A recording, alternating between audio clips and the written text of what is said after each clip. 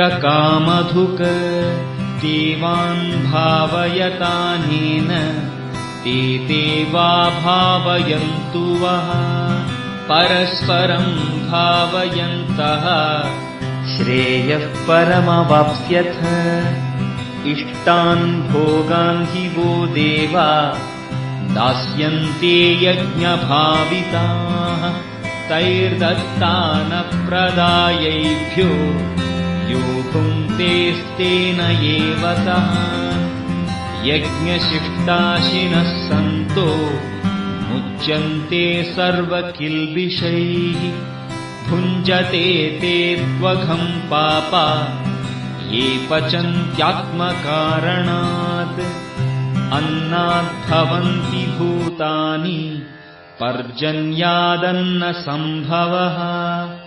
यज्ञाद्भवति पर्जन्यो यज्ञः कर्मसमुद्भवः